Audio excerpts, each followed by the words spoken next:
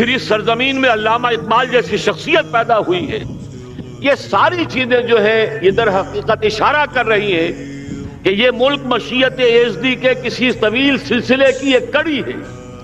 اور وہ سامنے آ گیا تھا کہ سن 47 میں یہ قائم ہوا ہے، اور پورے 9 مہینے بعد 14 اگست اور 13 مئی، 14 اگست سن 47 اور 13 مئی سن 48، پورے 9 مہینے بعد اسرائیل عالم وجود میں آ گیا.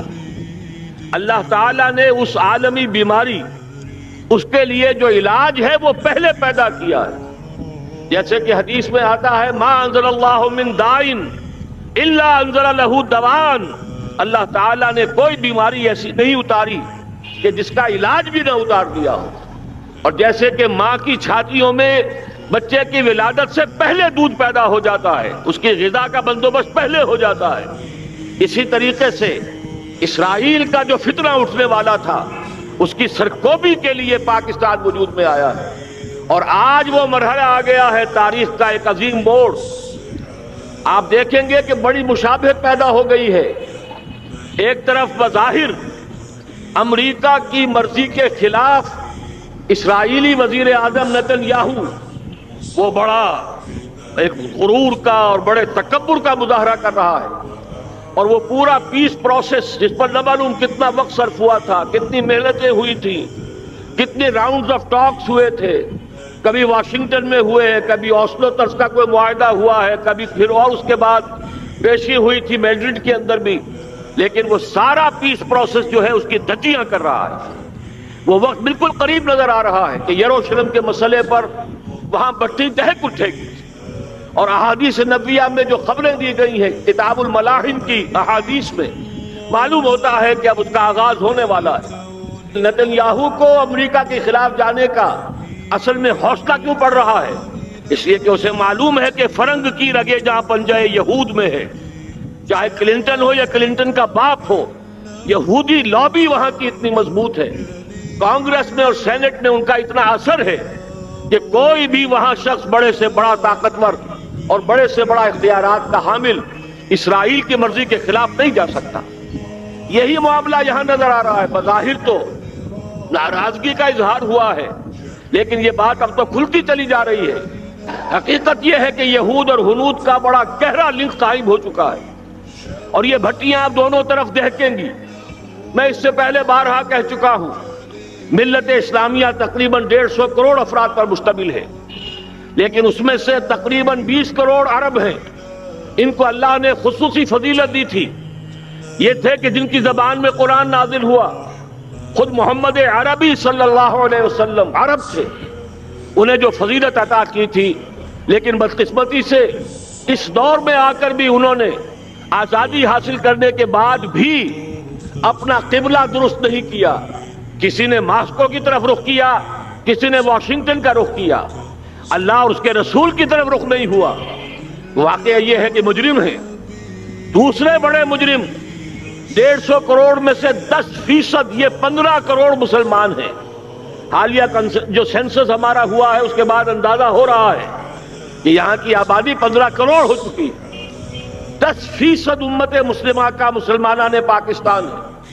اور یہ اس اعتبار سے کہ اسلام کے نام پر ملک بنا کر نصف صدی گزار چکے، لیکن یہاں پر اسلام کا بول بالا نہیں ہوا، کتاب و سنت کی بالا دستی پر اعلان نہیں ہوا. دستور میں ساری اسلامی دفعات موجود، لیکن اس کے ساتھ ہی ایسے خلا موجود، چور دروازے موجود کہ کوئی دفعہ بھی مؤثر نہیں ہے. یہ منافقت کا پلندہ لے کر ہم چل رہے ہیں اس دستور کو، اس دستور مملکت پاکستان کو. لہذا واقعہ یہ ہے کہ یہ بھٹی جو ہے اب ہماری آزمائش کے لیے آگ آد ابراہیم ہے، نمرود ہے. کیا کسی کو پھر کسی کا امتحان مقصود ہے؟ اس لیے میں نے وہ آیت بھی آپ کو سنائی، وَلَنَبْلُوَنَّكُمْ بِشَيْءٍ مِّنَ الْخَوْفِ وَالْجُوعِ. آج کی صورتحال پر غور کیجئے، کس درجے یہ الفاظ ہمارے جو ہیں وہ ثابت ہو رہے ہیں اور جس اپلائی ہو رہے ہیں. ایک خطرہ پیدا ہو چکا ہے. واقعہ یہ ہے کہ کوئی کرائسس ہو، کوئی خطرہ ہو، کوئی اندیشہ ہو تو قوم جاگ جایا کرتی ہے. اور اس کے بعد حقیقت یہ ہے اگر ہم نے جرأت کر لی، اور مجھے یقین ہے کہ ہو جائے گا، کچھ لیت و لال ہے، کچھ تاخیر ہے، حکومت کے کچھ اعلانات دو طرفہ سے بھی آ جاتے ہیں، لیکن مجھے یقین ہے یہ دھماکہ ہوگا، یہ مشیت ازدی ہے، یہ شدنی امر ہے، یہ ہوگا۔ اور اس کے بعد یقیناً اس آیت مبارکہ کا دوسرا لفظ ہم پر منطبق ہوگا، وَلَنَبْلُوَنَّكُمْ بِشَيْءٍ مِّنَ الْخَوْفِ وَالْجُوعِ۔ یہاں دوسرا لفظ بھوک کا لفظ ہے، ہم پر سختیاں آئیں گی یقیناً۔ الکفر ملت واحدہ، پوری دنیا امریکہ کی زیر سرپرستی ہمارے خلاف کھڑی ہوگی، ہمارے اوپر پابندیاں لگیں گی، لیکن شاید ہمارے جذبہ ایمانی کو بیدار کرنے کے لیے اللہ تعالیٰ اسی کو ذریعہ بنا دے، اور پھر اس کے ذریعے سے پورے عالم اسلام میں عوامی سطح پر جو ہمدردی پیدا ہوگی پاکستان کے ساتھ، اس کے آثار شروع ہو گئے ہیں۔ کبھی قطر کی طرف سے خبر آ رہی ہے، کبھی الاحرام کا جو ہے وہاں بات سامنے آ رہی ہے۔ معلوم ہو رہا ہے کہ جو بھی پبلک اوپینین ہے پورے عالم اسلام میں، اس کی وجہ کیا ہے؟ میں نے اپنے پچھلے جمعے کے خطاب میں عرض کیا تھا کہ جیسے پاکستان سلطنت خداداد پاکستان ہے، ایسے ہی اس کی ایٹمی صلاحیت یہ بھی خداداد ہے، اللہ نے چھپر پھاڑ کر ہمیں دی ہے۔ ایسا نہیں تھا کہ ہم نے لیبارٹریاں بنائی ہوں، ہمارے سینکڑوں اور ہزاروں سائنسدان ریسرچ میں لگے ہوئے ہوں، نہیں، اچانک اللہ تعالیٰ کی طرف سے ہمیں ایک نعمت غیر مترقبہ عطا ہو گئی ڈاکٹر عبدالقدیر کی شکل میں۔ پھر نہ معلوم کس کس ذریعے سے اس پروگرام کو آگے بڑھانے کے لیے جن پرزوں کی ضرورت تھی، کس کس ذریعے سے وہ پرزے یہاں پہنچے ہیں۔ یہ بھی خالص خداداد صلاحیت ہے، اور اس کو سمجھ لینا چاہیے کہ یہ ہمارے لیے ایک فرض کفایہ کے درجے میں ہے پوری امت مسلمہ کی طرف سے۔ اس کی وجہ کیا ہے؟ پورے عالم اسلام میں کہیں اور یہ صلاحیت موجود نہیں۔ کچھ ایٹمی دانت نکلنے کا امکان پیدا ہوا تھا عراق میں، آپ کو معلوم ہے کئی سال پہلے اسرائیل کے جیٹس آئے اور اس کی ایٹمی تنصیبات کو تہس نہس کر کے چلے گئے۔ اس کے بعد جو کچھ ہوا ہے خلیج کی جنگ میں، اس کا اگلا پچھلا کھایا پیا سارا اگلوا دیا، اور اس کے لیے جو پابندیاں ہیں شدید سے شدید تر ابھی تک چلی آ رہی ہیں۔ تو اچھی طرح سمجھ لیجئے کہ پورے عالم اسلام میں صرف ایک پاکستان، پوری دنیا میں صرف ایک ملک ہے جو اسلام کے نام پر بنا، پورے عالم اسلام میں صرف ایک ملک ہے جس کے پاس ایٹمی استعداد ہے۔ ان دونوں چیزوں کو سامنے رکھیے تو پھر مشیت ازدی میں مختلف چیزیں جو اللہ تعالیٰ کی اس تدبیر کے اندر موجود ہیں، اس کی کچھ نہ کچھ کڑیاں جو ہے ملتی نظر آتی ہیں۔ لہذا اگر یہ معاملہ ہو جاتا ہے تو یقیناً اگرچہ سختی آئے گی، وَلَنَبْلُوَنَّكُمْ بِشَيْءٍ مِّنَ الْخَوْفِ وَالْجُوعِ، لیکن ایک تو یہ کہ اس قوم کے اندر سے انشاءاللہ جذبہ ایمانی برآمد ہوگا، اس قوم کے اندر سے ایثار اور قربانی کے جذبات برآمد ہوں گے، پورے عالم اسلام کی اخلاقی سپورٹ اسے حاصل ہوگی۔ اور میں یہ سمجھتا ہوں کہ جیسے نوائے وقت نے بھی بہت اچھا کیا، کل یا پرسوں کے اپنے جو سر وقت پر وہ احادیث شائع کر دی ہیں، جن میں سے دوسری حدیث بڑی معنی خیز ہے۔ حضور نے فرمایا اصابتان احرزہم اللہ من النار، دو لشکر ایسے ہیں کہ جن کو اللہ تعالیٰ نے جہنم کی آگ سے چھٹکارے کا پروانہ دے دیا۔ وہ لشکر جو ہیں وہ جہنم کی آگ سے چھٹکارا پا گئے، احرزہم اللہ من النار۔ وہ دوسرے لشکر کون سے ہوں گے؟ اصابت یغزو الہند، ایک وہ کہ جو ہندوستان پر حملہ آور ہوگا، اور دوسرا وہ جو حضرت مسیح علیہ السلام کے ساتھ جبکہ ان کا نزول ہوگا، اور اللہ تعالیٰ ایک مجدد، اس آخری دور کے مجدد کی حیثیت سے حضرت مہدی کو بھی ہمارے درمیان میں سے اٹھائے گا، اور پھر جو آخری فیصلہ کن جنگ ہوگی الملحمۃ العظمیٰ، اس کے لیے یہاں سے فوجیں جائیں گی ان کی مدد کے لیے۔ اب ان دونوں فوجوں کو ایک حدیث میں جمع کرنے سے اندازہ کر لیجئے کہ اس کا مطلب کیا ہے۔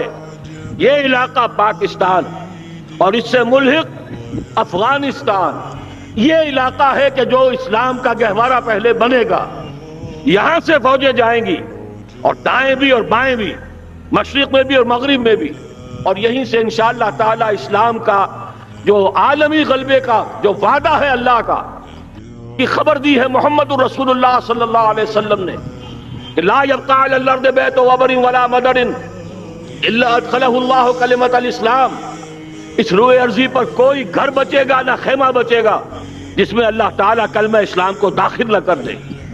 وہ حدیث کے جس کے بارے میں فرمایا گیا، حضور نے ارشاد فرمایا، حضرت ثوبان سے روایت ہے کہ اللہ تعالیٰ نے میرے لیے ساری زمین کو سمیٹ دیا۔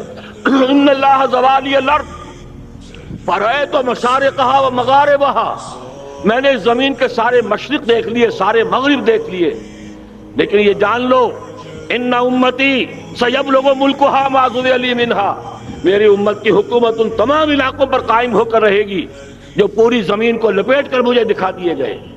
یہ وعدہ پورا ہونا ہے، اور اس وعدے کا نقطہ آغاز یہی سرزمین، اور جیسا کہ ہمیں افغانستان میں آثار نظر آ رہے ہیں، ایک خالص دینی مذہبی حکومت قائم ہو چکی ہے۔ افغانستان کا 80% علاقہ امن کا گہوارہ بن چکا، علماء کی وہاں قیادت ہے اور حکومت ہے۔ یہ پاکستان اور افغانستان مل کر، جیسا کہ آپ کو یاد ہوگا میں نے جب تجویز پیش کی تھی کہ حکومت پاکستان فوراً تسلیم کرے طالبان کو، اللہ کا شکر ہے، میں یہ نہیں کہتا کہ میرے کہنے کی وجہ سے ہوا، لیکن بہرحال اللہ کا فضل ہوا کہ چند دن کے بعد ہی حکومت پاکستان نے تسلیم کر لیا طالبان کی حکومت کو۔ میری دوسری تجویز ابھی پینڈنگ ہے، پاکستان اور افغانستان کا کے درمیان کانفیڈریشن قائم کیا جائے۔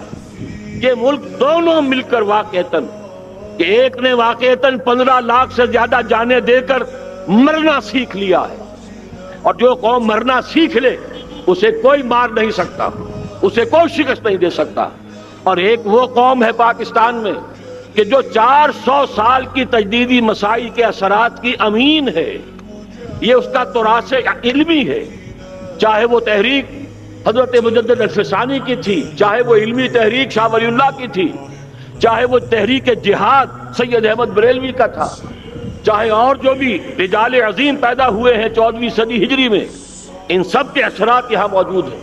یہ چیزیں مل کر وہ طاقت بنے گی کہ یہاں سے اسلام پھر پھیلے گا، مشرق کی طرف بھی مغرب کی طرف بھی۔ اصابۃ تغزو الہند و اصابۃ مع عیسیٰ ابن مریم، یہ چیزیں جو ہونی ہیں الحمدللہ میں سمجھتا ہوں کہ اب تیزی کے ساتھ حالات اس رخ پر جا رہے ہیں۔ کہیں فرمایا ان ینصرکم اللہ فلا غالب لکم، اگر اللہ تمہاری مدد کرے تو کوئی تم پر غالب نہیں آ سکتا، وَإِن یخذلکم، اور اگر خدا نہ خواستہ اللہ تعالیٰ ہی اپنی مدد تم سے کھینچ لے، واپس لے لے، سلب کر لے، ان یخذلکم، تمہیں چھوڑ دے، فمن ذا الذی ینصرکم من بعد، تو پھر کون ہے جو تمہاری مدد کر سکے گا۔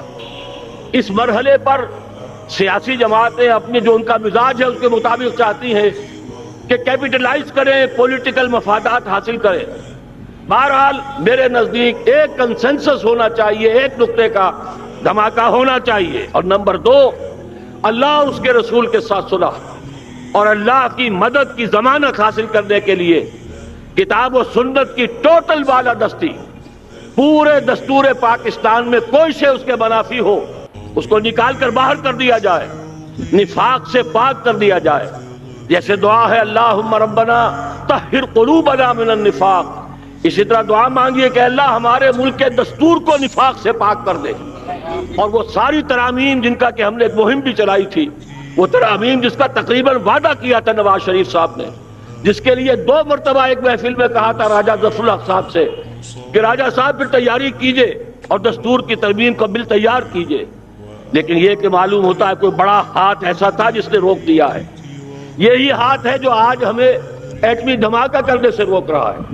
ہمیں چاہیے کہ یہ دونوں دھماکے بیک وقت کریں، اور ان دونوں دھماکوں کے بعد پھر چاہے دنیا کی کوئی طاقت ہماری دشمن بن جائے، ہمارے لیے اللہ تعالیٰ کی مدد و نصرت ہوگی۔ وَلَنَبْلُوَنَّكُمْ بِشَيْءٍ مِّنَ الْخَوْفِ وَالْجُوعِ وَنَقْصٍ مِّنَ الْأَمْوَالِ وَالْأَنفُسِ وَالثَّمَرَاتِ وَبَشِّرِ الصَّابِرِينَ الَّذِينَ إِذَا أَصَابَتْهُم مُّصِيبَةٌ قَالُوا إِنَّا لِلَّهِ وَإِنَّا إِلَيْهِ رَاجِعُونَ۔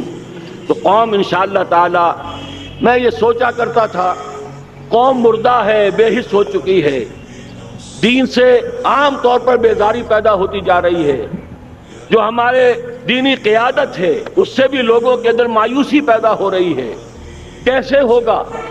میں نے بارہا کہا جب میں یہ شواہد دیکھتا ہوں جو حدیث میں ہے، جس کی خبریں دی گئی ہیں، 400 سال کی تاریخ دیکھتا ہوں، تو مجھے پاکستان کا مستقبل بہت شاندار نظر آتا ہے۔